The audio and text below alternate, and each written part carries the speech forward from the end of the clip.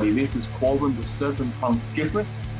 This is Ren, the Berserker Marabou, and this is SAGAS. Woo! Welcome. Finally found a way to do that. That's cool. Yeah, happy days. So, Right.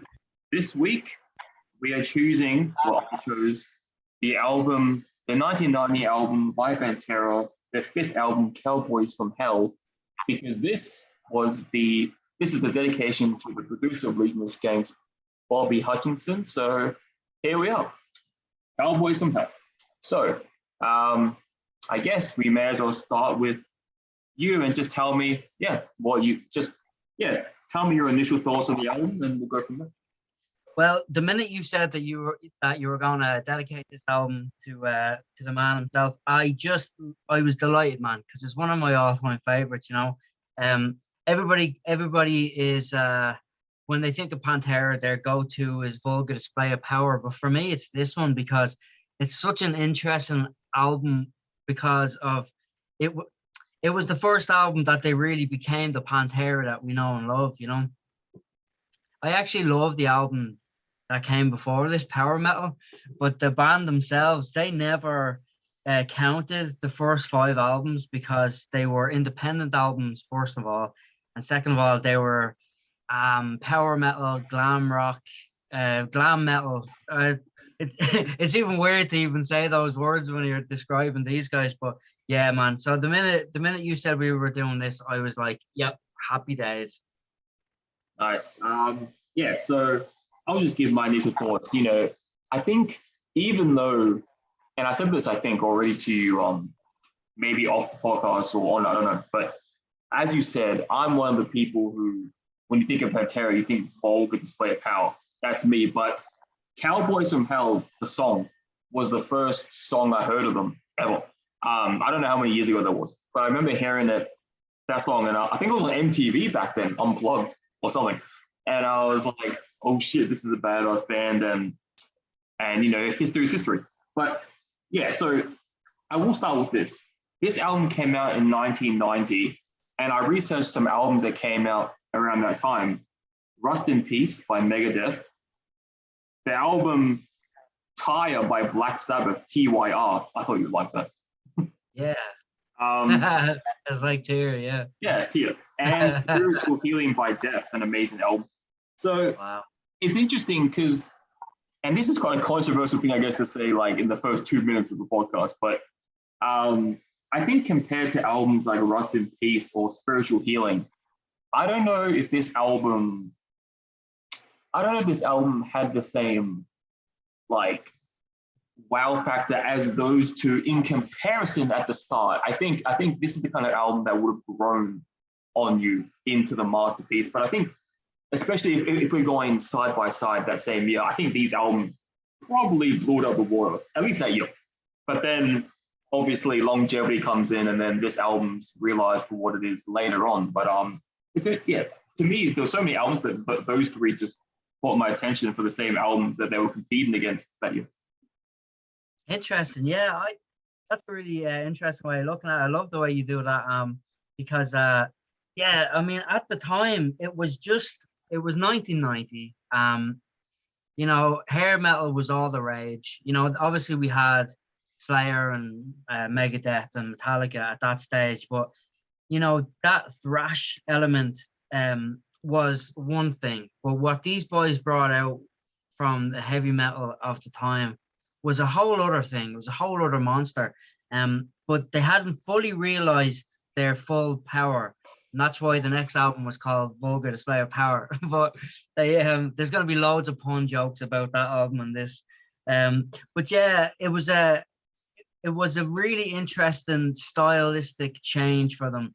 And it worked so well because even in Australia, dude, it went platinum. Obviously, this was probably like the longevity thing, and it went gold in the UK, and it went platinum in America as well, as far as I know. Which is no mere feat. You know, like that's 70,000 units in Australia alone. Like, you know, so just for this one record. But when you start an album with Cowboys from Hell, you know it's gonna be good. Like that song that song alone made these guys the Pantera we know today, because as we all know, their nickname is the Cowboys from Hell, because they're just these wild men, and they have the cowboy element, like. So it's yeah, really, really cool. But I could talk for hours about the transition from the power metal, because we were actually talking about Judas Priest yesterday, dude. And or not first album, but this album was the first album that Phil sang on. And Phil's voice back then was very, very, very remnant of Rob Halford. And you can really hear it. Like, it actually, I've heard some people go, geez, that power metal is the best Judas Priest album ever, like, because it's so Judas Priest like. And it just shows how good these guys are as musicians, that they can write that stuff and then come on to this next new creation of sound, really. Because like they really they practically just gave birth to a whole new, not even one genre. I mean, they get the seal of like groove metal, but I think this actually brought out so much more. Like, if it wasn't for this band, this album, and a lot of these individual songs, we wouldn't have all the greats. We wouldn't have Lamb of God anyway. um you know uh Korn, all these boys, Deftones, the riffs, all them riffs really came big time from Dimebag's guitar playing. But I think what made this album extra special for me was the fact that it was produced by Terry Date. And Terry Date is absolutely like the god of heavy metal albums. Like he's worked with everybody, Slayer, Soulfly, Deftones, as I spoke about, Slipknot, Limp Bizkit in later years, Rob Zombie or White Zombie, Dream Theater, and Soundgarden. Soundgarden was a big part of this because originally the guys wanted to go with a different producer, Max Norman, but Max Norman, he was more about the money than the music, because the boys offered him 30 grand that here, and they locked it in. He came to see them, they hung out and stuff, and then all of a sudden he got a better offer from Lynch Mob, George Lynch. Well, I love George Lynch as well, so I think this is kind of funny on one hand, but then annoying on the other hand, because I love both bands. But yeah, they offered 50K. So he was like, yeah, I have to go with the money, lads. I love the band, I love what you're doing. But I think that was the best thing that happened to this album, because they ended up working with Terry Date then. And like, I mean, who doesn't want to work with Terry Date? He's an absolute legend. If I could work with anybody musically on a record, it would be that man. But yeah, the boys were big Soundgarden fans. You can hear it in Rex's bass playing, the influence there and stuff. So I think this is pretty, like, when you hear the album, and then if you know anything about Terry, it just makes so much sense, and you're just immersed in it. This is one of the best sounding metal albums, I think, of all time. Just sonically matches on every level. It's absolutely incredible. So to keep me in some kind of like formation here, so the album was recorded in the band were formed in 1981, which is mad to think about, isn't it? Like, because you think about Pantera, you think about the 90s, you think about them taking over in the 90s. But I absolutely loved Rex's original name. Rex Brown. Everybody knows Rex Brown, but originally he was called Rex Rocker. that was his like 80s power metal kind of cool name. So yeah, they dropped that when they got a bit more serious about stuff that they were doing. But yeah, I loved that look of them in the 80s, man. It was brilliant, wasn't it? Yeah. Look, okay, so I was saying a few things. So first of all, back to what you were saying before, how Cowboy from Hell was the first track on the album. Look, to be honest, because I'm an album guy, I normally listen to albums over playlists. And to me, I don't know why, but it was always a concern of mine listening to any genre, any album, when someone puts the title track or the lead single first. It's always it kind of gave me like a subconscious red flag. I'm like, oh, if you're putting your hit single first, then the rest of the shit must be mediocre or subpar, because you're shooting your barrel first. But obviously this wasn't the case here. But I'm just saying every time I see that on the album, I'm like, oh shit, like this can't be good. But the second thing I want to bring up, and even though you'll probably never hear this, but it's just like it's an interesting thing because when you listen to this album, as you said earlier, it has a lot of glam and hair metal influences. But it's like it almost sounds like wrong of me to say that because we know what kind of guy Phil is now. And it's like to associate him with this stuff, like it almost feels like if he sees this, he's gonna like fuck me up. For like because you can hear it in his notes. You can hear like the real glam metal high pitched screams, and you can't even imagine associating him with that now. But back then, it was like to hear that those high pitched fluctuations. It's like this can't be Phil. Surely this isn't Phil, and it's just like I know it's so heavy. It's like the way I've described this album is, and I have forever, is it's the transitional album for Pantera because this is the album where you can hear like kind of like a weird split personality Phil. He's like, I want to be hardcore, I want to be Henry Rollins like, but I'm also high pitch, I'm also glam inspired. So it's like it's him trying to decide which one he wants, and then obviously with Vulgar Display of Power, we saw which road he took. But I'm just saying, like, it's a real interesting to hear the 50% glam and hair metal and 50% hardcore Henry Rollins type energy. It's really interesting. I love that. I love how you know, when you look back and Phil, because you know that kind of hair metal stuff is as kind of cheesy as it was at the time, that glam stuff. They had some serious like range for the vocalists because they put a lot of emphasis on the vocalist reaching that high note stuff, and that's not easy, you know. So for Phil to have that in his arsenal, and then decide, nah, I'm gonna get more hardcore, like you say, Henry Rollins. I'm gonna have this like badass kind of like a grunt kind of in your face kind of vocal, and he did. He done a lovely mix on this album. He tried to leave the high notes to the end of phrases and stuff, and they really pulled it off. But it's amazing when you think about it. Like this album was 91.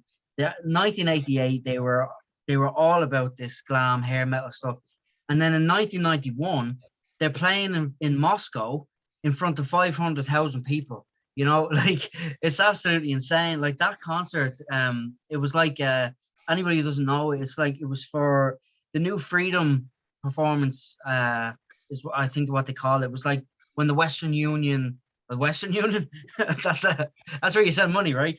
The Soviet Union, they had like a brief spell where, you know, there was freedom on both sides and whatever to move across, and unfortunately that didn't last. It was 3 months after the concert, it all went to shit again. But politics aside, the concert was absolutely mind-blowing. It was called Monsters of Moscow, is what it was. Metallica were there, AC/DC were there, and you just see these boys just in your regular kind of clothes, you know, black t-shirts, jeans and shorts, and Phil was giving it absolute socks. He had like a devil mask at one stage, jumping around the stage, and they actually made a video with Cowboys of Hell with this live performance and kind of put it together. And it's absolutely mind-blowing to see like the helicopters, like military helicopters flying over this sea of people, and then the boys are just giving it socks. Like absolutely, I've watched AC/DC and Metallica, and they were mind-blowing performances as well. But you know, for me, it was these boys. These represented what was going on at the time so well. There's the lyric in that song, we're gonna take over this town, you know, in Cowboys from Hell.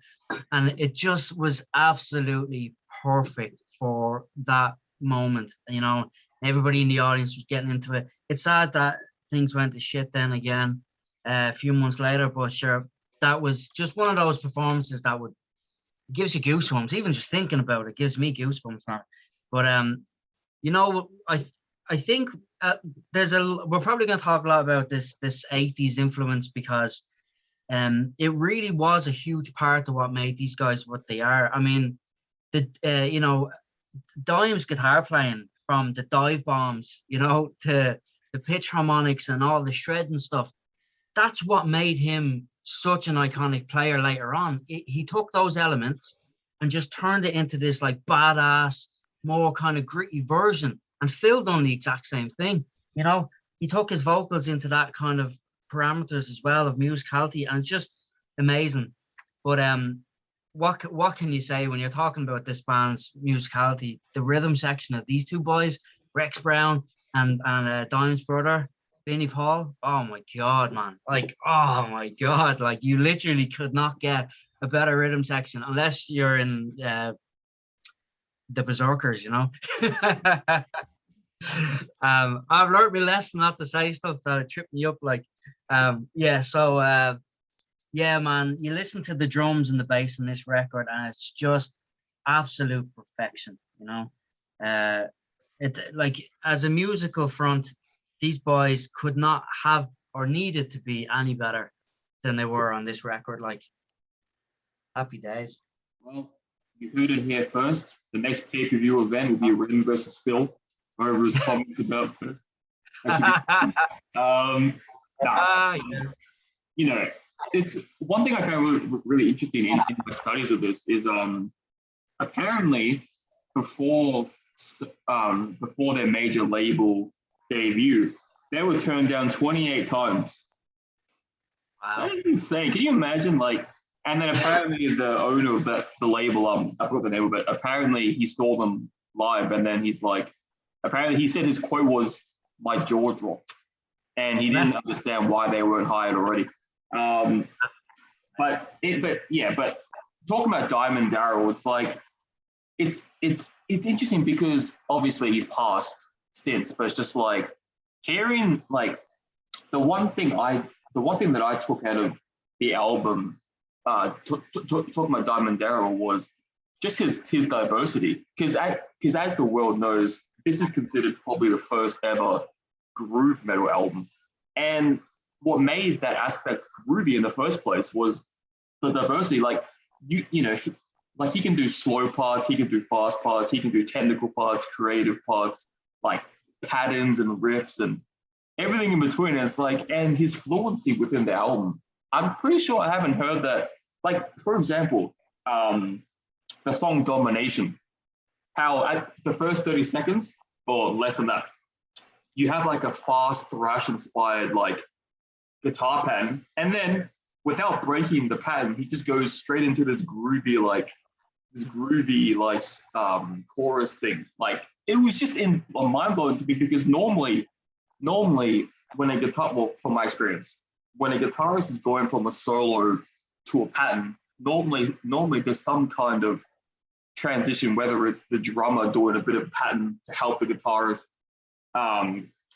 move in, or whether it's, you know, a vocalist doing a long note which goes into a cappella to give the guitarist time to switch. But very rarely do you hear the guitarist go from thrash inspired solo straight to another pattern, like in the same, without breaking. I was like, holy shit, like that's what you call god level talent. Yeah, man. It's you know what? It was the Abbott brothers that made this band in the music sense in a lot of ways. Like, these two guys, Vinny and Dime, were just like two peas in a pod. They were, you know, they grew up together. They were only a couple of years apart, and very early on they realized, shit, we're good at this, man. You know, you're really good at playing drums and you're really good at playing guitar. And it was just like, to get that in a family, it's a beautiful tragic story, you know, in a way. But their music lives on, and like the thing that made them amazing when they wrote together was Dime had this really amazing understanding of staccato riffs, which are just like, you know, he played it around a lot with dead air, you know, like his riffs, they'd be like they'd be starting, stopping, starting, stopping, starting, stopping, and it really gave the drums room to breathe, and you could hear these intricacies on the record. Like, you know, you listen to this and you listen to the snare and the hats, there's this like almost like a reverb I wouldn't say it was layered on it. I'd say they recorded it in some kick-ass room. You know, back in them days, they would have just done it organically. But yeah, to make a long story short, there was just this absolutely unbelievable, beautiful drum sound on this record, which to me is as good or on par or just up there with John Bonham's drum sound. It's very different, but it's very much, it's like an iconic drum sound. And when the boys were writing these riffs together, they were writing as brothers, where they wanted each other to shine. It wasn't one wanting to hold, like, you know, he is Vinnie Paul was the master of timing. Like, you wouldn't even realize that he's after going into another time signature. You know, it was just amazing. So this is the way I always looked at these two boys. Dime was staccato and Vinny was legato. So it was like they were the polar opposite of music, where one kept running, one kind of kept stopping, starting, and it just worked so beautifully. It was just a beautiful thing. And then obviously Rex. I don't know if, obviously it's very difficult in a band like this for the bass player to get as much credit as is due, because the other three boys in the band are, you know, iconic legends. But I think Rex, in his own right, I think has gotten a lot of credit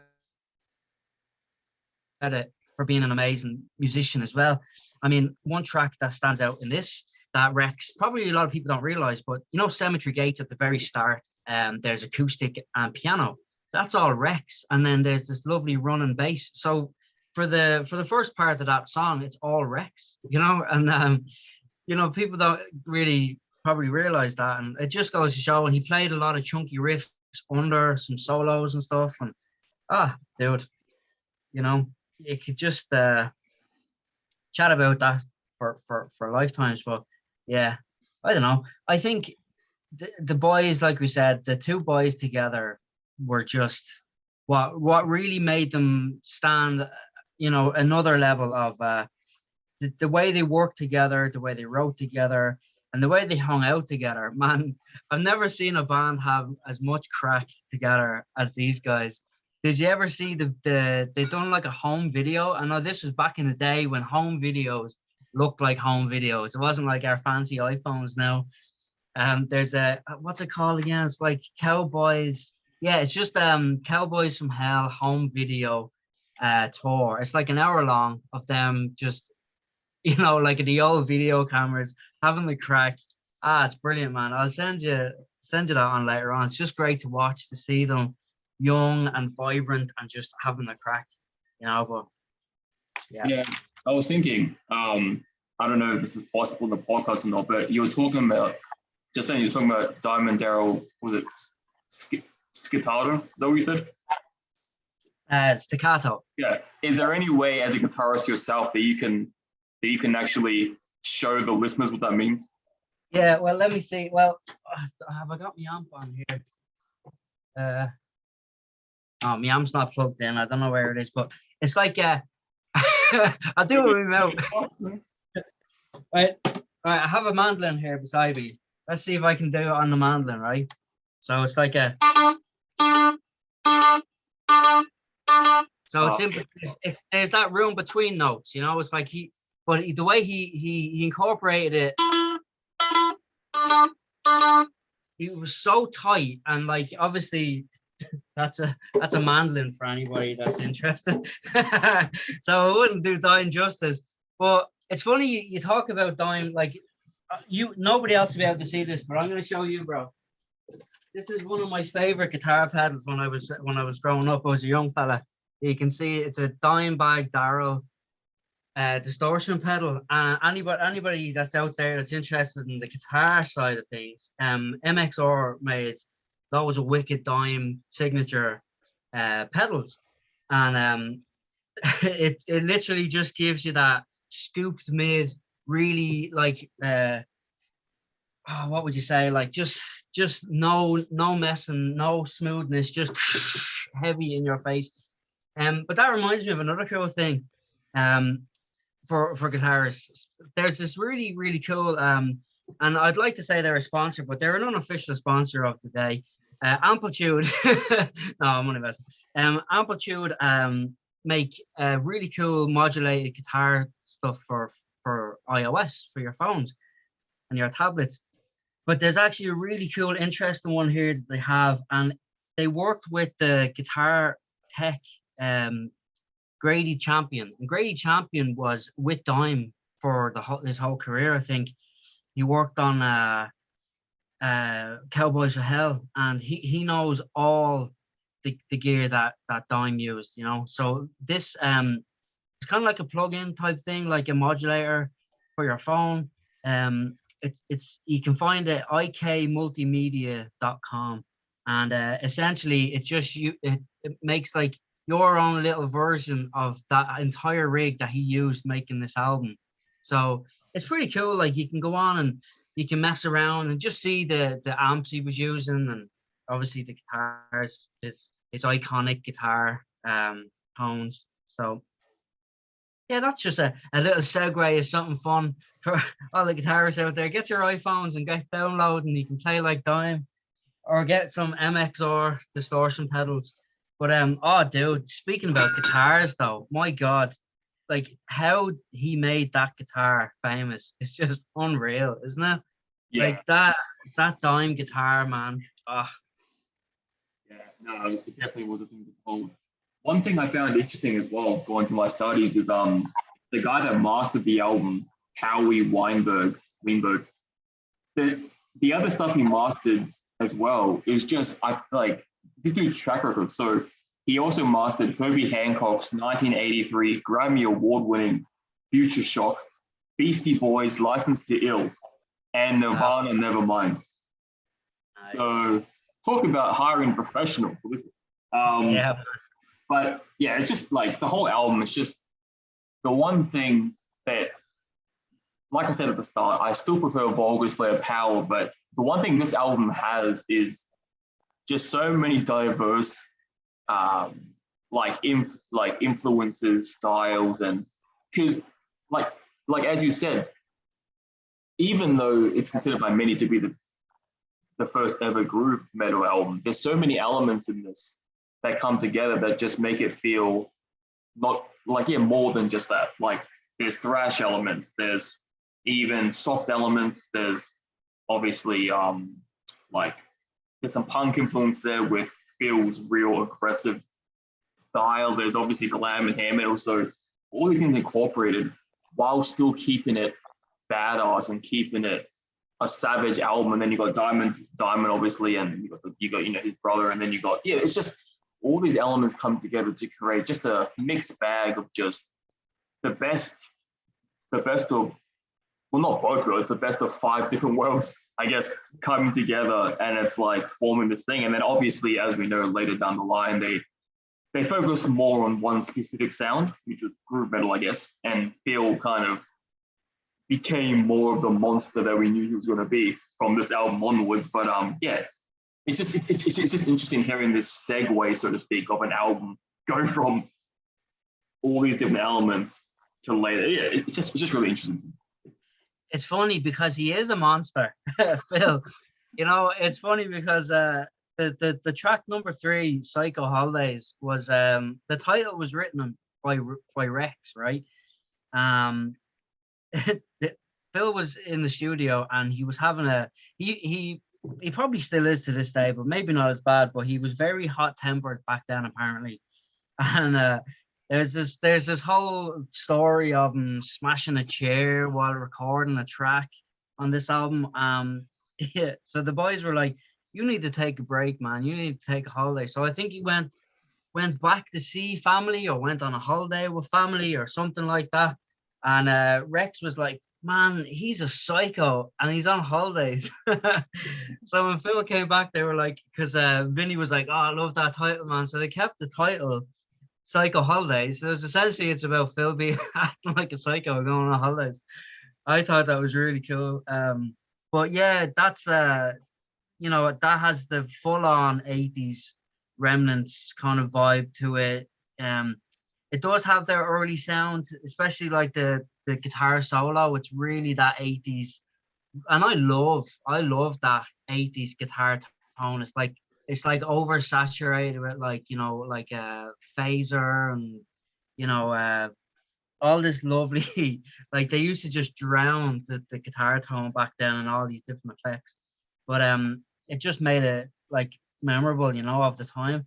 But yeah, it's super hooky. I just Rex takes the bass for a walk in that song as well. Like, and it's kind of like he's like saying, yeah, go on, psycho, go for a walk and leave us alone. Like, yeah, it's just dude, I don't know. Like you could talk for days from as this being a transition album, but it really is. It's one of the most iconic and most important transitions of a band.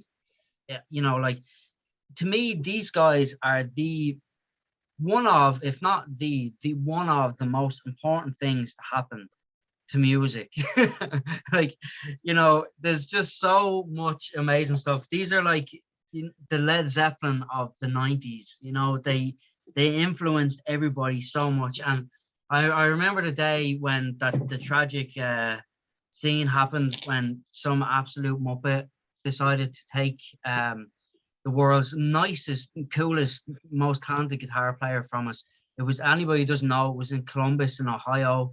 They were playing with Damage Plan. Damage Plan was a really cool band as well. Actually, I got to see them. The two Abbott brothers playing with them. Yeah, it was just crazy, man. And then poor Vinny had to live another 13 years. I'd say he was glad to get back to Dime. You know, like it's 13 years later. I think it was 2018 when he died of heart failure, though. Like, you know, so that was just from having a really cool party lifestyle, you know, which isn't cool, kids. That's not cool. Like, but you know, back in them days, it was different. But yeah, man, you know, the two surviving members now, Phil and Rex, are keeping it going with Down and stuff like that. Was Phil doing a tour, doing all the Pantera tunes? Was he? Well, I heard he was the new frontman for Slayer. Or did they ask him to do Slayer? Yeah. It was like Kerry King did. I'm not sure if it's a separate project or if he's the new frontman, but yeah. Oh, that's interesting. That actually reminds me. Dime was asked to play. We spoke about this back when we done the Megadeth album. But yeah, in case anybody didn't hear that, Dime was almost a guitar player for Megadeth, and Dave was like, "Oh, dude, I want you playing," and he was like, "Yeah, sounds good. Can my brother come?" And you know, this is how solid these boys are. And Dave was like, "Oh no, I mean, your brother's cool and all, but like, I already have a drummer." And Dime was like, "Well, it's either both of us or none of us." You know, it's so cool. It just goes to show what kind of characters they were, like, you know, keeping it solid together. But yeah, man, it's there's a lovely thing, you know, all the big four, you know, I don't know, they're a little bit late to the big four thing, but they should have been, you know, like Anthrax are good and all, but for bands that have made such an impact, like Pantera should have, they were just a little bit younger. That's all that was, like, you know. But sure, we won't get into that debate. But yeah, man, I don't know. As regards the tracks, like, you know, I said it earlier, we wouldn't have all these iconic bands. I know I definitely would not have been inspired to be where I am today if it wasn't for these guys. Just the Dime bringing a whole new level of complex guitar playing with Phil's like abrasive delivery of yeah, Rob Halford's kind of stuff, like. But yeah, that's Pantera. Like, what can you do? You know, what can you do when you live in a shoe? I digress. Oh, actually, bro, what, like, the artwork is an interesting one. Before we go on to our lovely section of the show, the photograph is really funny. I've always looked at it and been like, man, they're definitely superimposed in that picture, you know. And like back in the you know, the late 80s, early 90s, that kind of stuff, we could do that on our phone now in 5 minutes. But back then, you had to get like a professional dude to do that. And that was some Cosmopolitan Saloon, it was called, I think, in Toledo in Colorado. It was some kind of like photograph from a bar from 1910, and then they just stuck the boys on. They just pasted them on. And I love how they didn't even try to make it look as if they were there. Like feels like just kind of hovering in midair, like he's jumping on the stage. It's brilliant. Like it's like they didn't give a shite. They just knew the record was awesome. Like, but it's an interesting kind of story. You know? It kind of looks like it kind of looks like that's Theodore Roosevelt behind the bar. Yeah, it does, doesn't it? It's comical. You can see. What's that? Like a crabs table, or what's that casino game called? I don't know. Not much of a gambler, but yeah, it's just it's brilliant. Like we're the two of us are just sitting here looking at this picture now, and everybody's like, "What?" Go look at it. It's comical. Brilliant. Yeah, I didn't think about that. The listeners. Yeah. Well, all right. Do you have anything you wanna sponsor or shout out this week? Sponsor or shout out this week. Let me see. Well, do you know I done we on Red Marble and the Berserkers, we have a thing, if anybody doesn't know, we do a Monday, Tuesday, Wednesday, and we take it's Ren Monday, Tier Tuesday, and Cass Wednesday. And each Wednesday Cass will chat about his stuff that he wants to chat about, or questions that have been brought in. And this week I decided to do on our band manager, who is Kimo from Split Screen Management. He's an absolute legend, and he has some amazing music that he has been playing over the years. But let me see. There's an album called Envoy of Death, and everybody should go check it out on Spotify. It's by his band Sarcophagus. I can never pronounce it, but just type in Envoy of Death. It's one of my favorite albums, and I spoke about it on the band's page during the week, and yeah, I think go listen to this album and have the crack, Cowboys from Hell, and then go back and listen to Envoy of Death, because these boys were like the first heavy metal band in all of Scandinavia apparently, but definitely I can almost categorically say in Finland for sure. This album's from 1980, Envoy of Death. He's our band manager. He's an absolute legend. But this brings me on to our next week's album, because it's linked in. So I'm gonna do this all professional, like it was planned, all linked up and stuff.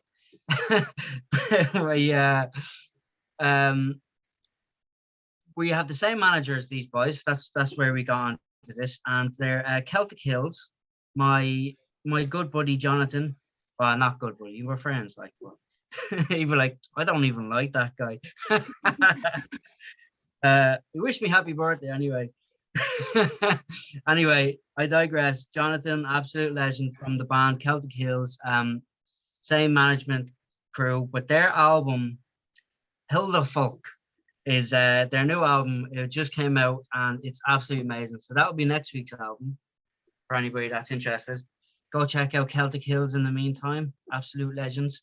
3-piece speed metal, which is a nice segue from this album too, because there's a lot of speed metal elements in this. So, you know, it carries us in. But that's all. This week I just wanted to big up Kimo and his music and his amazingness and the Celtic Hill boys. Nice. Wow. Okay, where do I start? Okay, start off with, may as well, with Gas Digital Network. Shout out to Bobby. This is your episode this week. Look, anyone who's a regular viewer of that show will understand. If you watch it live, or actually, like if you listen to it at all, you understand just how much problems there can be on that show and how quickly and how professionally Bobby is to fix it, whether it be streaming issues, whether it be live issues, whether it be anything. He's always there to save the day. And the boys, the trio, Jay, Lewis, and Dave, would be absolutely fucked without him. So I figured for all the hard work he's done, it's only fair that I do this episode for him. So despite all their funny problems, it's still a legendary network. There's I'm not sure how many shows are on the network, but there are plenty, and they all have their own style, their own sense of humor, their own reason. My favorite, obviously, is Legion of Skanks with the three boys I just mentioned. And Bobby is a producer for a lot of the shows on the network. That's how much of a workhorse he is. But yeah, Legion of Skanks is an amazing podcast where censorship is not a thing that exists in that world. And they spend an hour and a half with guests, sometimes themselves, and they just talk shit and have fun doing it. And it's the best possible time you can have. Go check them out. They upload twice a week, one live, one on Zoom. So good times for everybody.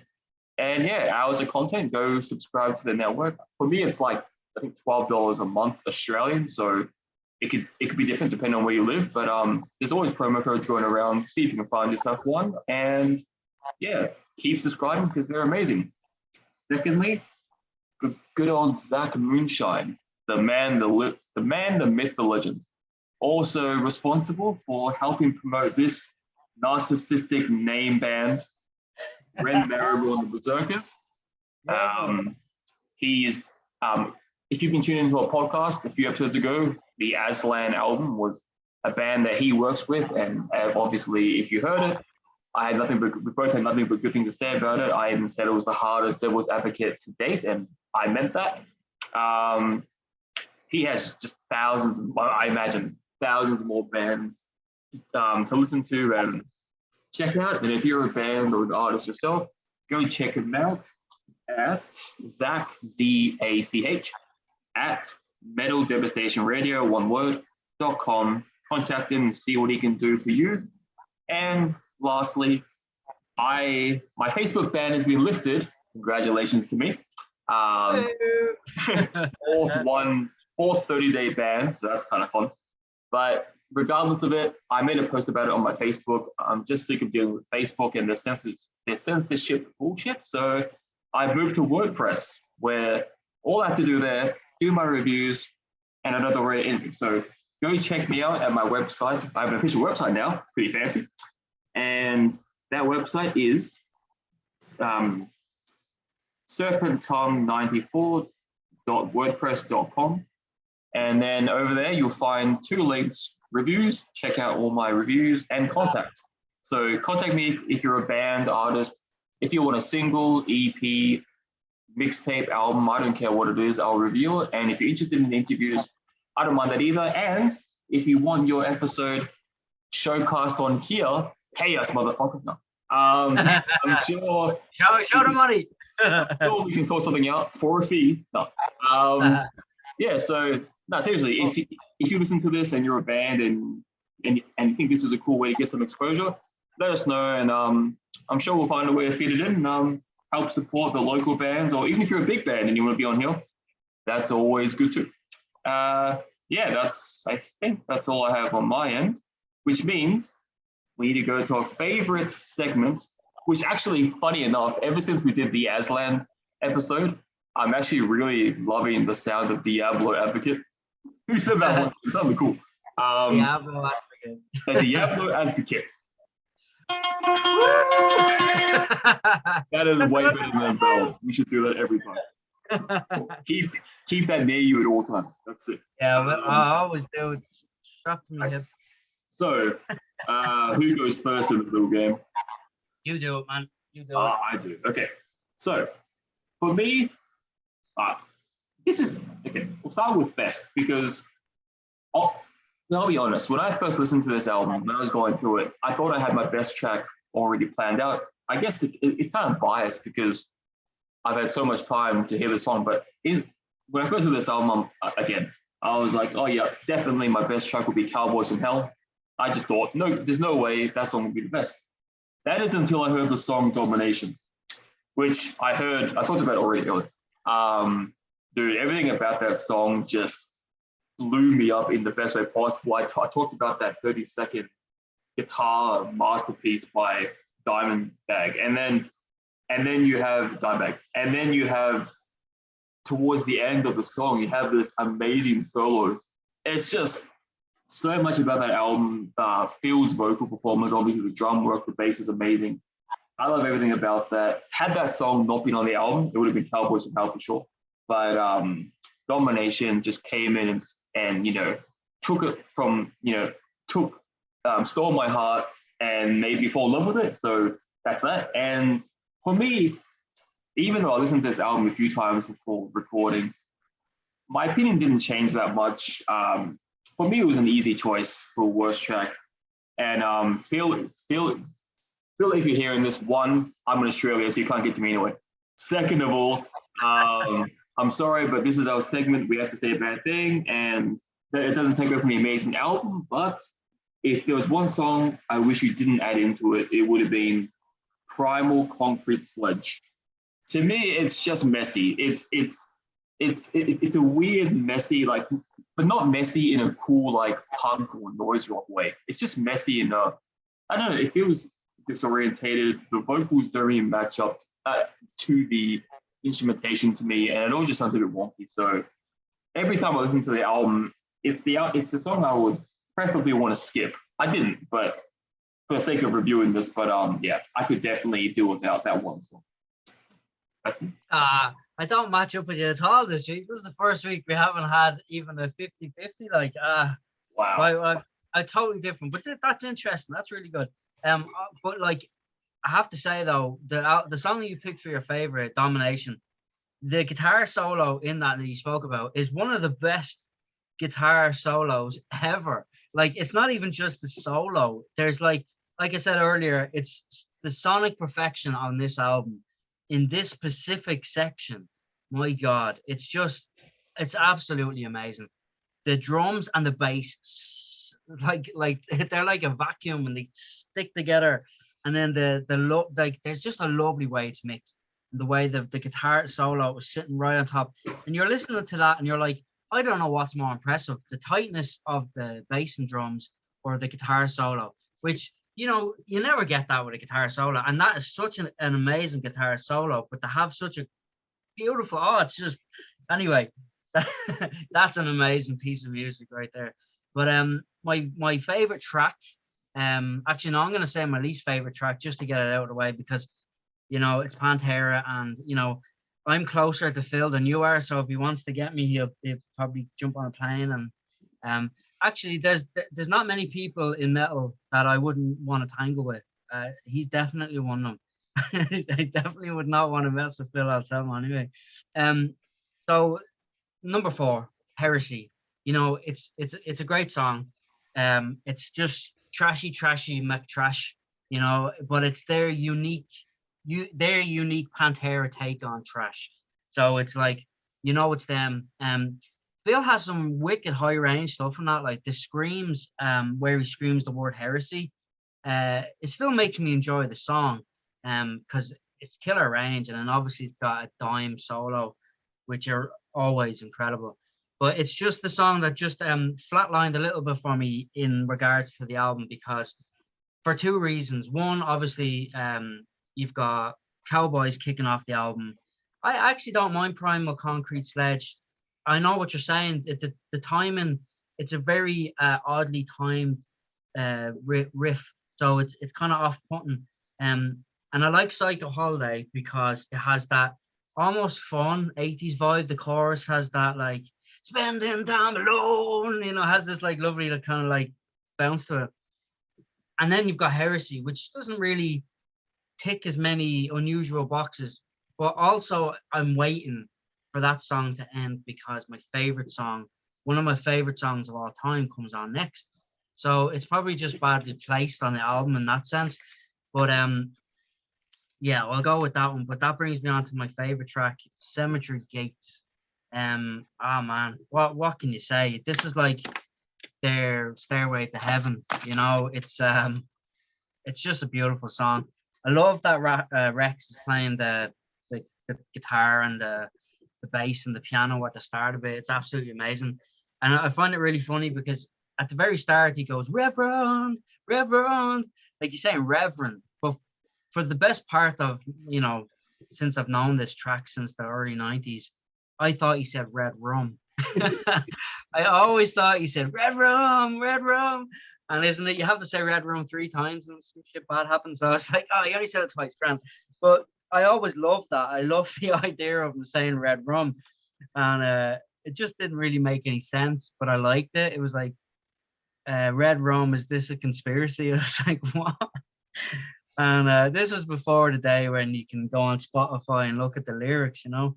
But yeah, I just thought that was interesting. When I found out it was Reverend, the whole song made more sense. Like, but I just love, I love the lead over the acoustic guitar that comes in after that. It's just got this really special kind of feel to it. Like it's the sounds of this track is just so, I don't know, it's like the world needed music like that at the time, you know. And then there's that lovely suspenseful distorted feedback bends just as it kicks in. You get this like short bit of anticipating the most iconic piece of music that these boys produced when it kicks into the and and you've got like those just amazing pitch harmonic squeals that you know is Dimebag putting his heart into his instrument. Like that's one thing he done is he put his heart and soul went into his playing. But you can't be like Phil's for performance on this on this track, on this album, but on this track you can really hear it. He's singing on the second verse, especially. He's singing like lovely vibrato, like it's real sweet. Like you know, he's got like there was a track in the album, I can't remember the name of it, but it got pulled from it. But it was just Phil singing, and like Phil, you know, he's wrecked his voice now. He can barely talk nowadays, like, but he still has his voice is gone so deep now.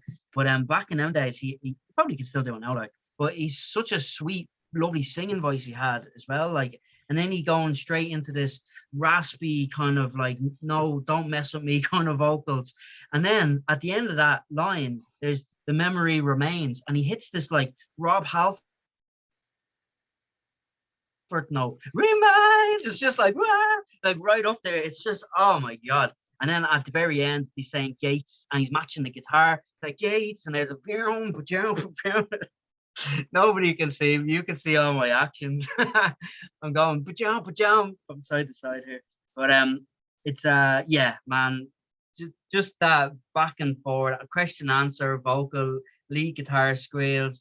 Gates! It's just amazing, right? So yeah, so that one is one of my favorite songs. So I digress because I could talk about that for days on end, boring the shit out of everybody. But yeah, no, that's mine. Like, and I would say that's one of my favorites, like of every album ever of all time. It's just an important track, I think, for the music of our generation. But yeah, that's me. Can you imagine if the backstory behind the switch from the style of Cowboys from Hell to Vulgar to Better Power? I'm just thinking about it now. Can you imagine when that album came out, or like that album plus the back discography? This whole time critics were like mailing him and messaging him, oh, you sound like a faggot, you sound like a pussy, oh, the high pitch. And then Phil being Phil is like, oh, fuck this, I'm gonna and that's why like on the next album, you know, the album covers the dude punching in the face and like, yeah, just straight like alpha male mentality. That's what he is, though. He is the epitome of an alpha male. That's his whole vibe. It's like it's incredible to watch over the years, like, you know. And he hasn't let up. Like, I mean, Jesus, the man went through the hardest of hardest rock and roll lives, and he's still going strong. Like the stuff he's doing with Down now is absolutely. I always loved his voice, but when I heard it in that, I was like, wow, man, that's so badass. Like, is the guy from who plays the guitar in that band again? Crowbar's guitar player, I think, and then Rex is playing bass. I can't remember who the drummer is, but it's just an amazing like super group as well. Like definitely everybody go check that out as well. Actually, we should probably do some Down some Sunday on the podcast. But another thing I recommend highly is everybody goes listen to power metal, just out of pure nostalgia, not even nostalgia, but just interest. Listen to the album Power Metal by Pantera. Just hear how good they were at that stuff as well. Like, dude, what a band. Yeah, I'm sure Phil will be pleased for everyone to hear his more how do I word this? His more eccentric side. Yeah. Please. You know, before we leave the podcast, have you seen, because sometimes on YouTube, like I think it's Loudwire that does it. It has like, they'll do videos of like top 10 crazy moments from frontmen. They have a Henry Rollins one, and they have a Phil one. And one of the moments, it's like top 10 and they rank it. One of the moments they're performing live, I don't know what year this is, and Phil starts to notice that everyone's looking at him instead of headbanging. So he stops the song and then he says the most epic thing. He says, like pointing at the fans, he's like, unless you're here to fight me or fuck me, I want your head banged. Like, it is the most Phil thing ever. Yeah, and with that voice of his, when he's talking now, it's just like, if you gonna hit fun, it's just like proper deep, like, oh man. Yeah, like what did you just say? Yeah, he's the dude, like. So yeah, Phil always gets 11 out of 10 marks for me, man, and I fully enjoyed listening to this album this week, and I can't wait to get stuck in. I mean, I've listened to it, but I can't wait to get stuck into Celtic Hill's new album, Hildefolk, or Hulda Folk, if you say it normally. Like, it's Hulda Folk are this what makes it really interesting for me is Hulda Folk is what they call the Icelandic and Faroe Islands elves, so the creatures that, so they have, and there's this track on this album called Hammer of Thor, so there's a nice small little section of like Norse stuff in it, so I'm gonna get super excited next week when I chat about these. This is going to be my first cheat episode, really, because I already reviewed it. Yeah, you did, yeah. So this is the beauty of like doing what I do, because for the listeners, in case we haven't announced it, we're planning on doing at least once a month. We're going to do an underground band or a local band, just to help give back to the community. And because we're doing that, I do like 3 or 4 minimum reviews a week. And they're mainly underground bands, so sure enough, it's going to get to the point where like I've already reviewed it, and I'm just going to be like, "Oh, cheat day." Good stuff, man. Yeah, you're a hardworking man. Everybody go check out his awesome reviews and whatnot. And anybody looking for reviews, he'll give you an honest review, but a fair review, which is something that you don't really get often. You get honesty, all right. It's their own truth, but it's not fair. Yeah, I try to be. I won't bring on my own agenda on the show here. Oh, your own agenda. Well, how about for your next album? I don't review shit. No. Can you imagine? If your next album I just like wrote the terrible review? Nah, I wouldn't do that. But yeah. Speaking of that, get hyped up for the mysterious release date of his new album. Yes. The new single. Yeah, their new album. No, my new album. The narcissistic man, Ren Mervu, and his band of foes, heroes rather. Yeah, so the new single's out now. Brand of Sacrifice. It's doing amazingly well. So I just want to thank everybody for all the support. It's like it's gone off. Let me just have a quick look here while we're chatting. Where we are now, in over like it's about a week and a half, 2 weeks, we have hit just on Spotify alone nearly 10,000, 9,556 or something like that, which is absolutely mind blowing. I can't believe it. Like, these are all amazing. The Heathen Tribe rules, and thank you. But there's going to be loads more awesomeness coming soon. So, as Corbin said, it's a mystery date. I don't even know the date. That's how mysterious it is. Well, I really hate to leak the info like this, but what you guys don't know is after the last podcast episode, Ren was threatening to blackmail me if I didn't keep clicking the replay button on the Spotify song to get the 9,000. So yeah, it's true. There's 9,000 streams, but it was all me tirelessly clicking the replay button because Ren's a monster, and he tried to blackmail me. So yeah, to me, but I threatened you a little bit, but it works. Sometimes you need to, show people you have a few axes and stuff. Actually, bro, I showed you my new axe. Nobody can see this at home. The blackmail begins. So you can see my new axe here, bro. Nobody else can see it, but you can see it on my Facebook page. It's a lovely new axe, bro, isn't it? See, this is what I mean. The blackmail begins. Just subtle little hints there. That's all love, brother. Yes, all love. Well, this I'd is never really take good podcast. Yeah, next episode, Celtic Hills. So should be fun. Happy days. Happy days. And as we say here on the SAGAS Middle Podcast, same place, same time, or something. Something. All right. All right. Peace, everyone. Have a great week. Catch you next week.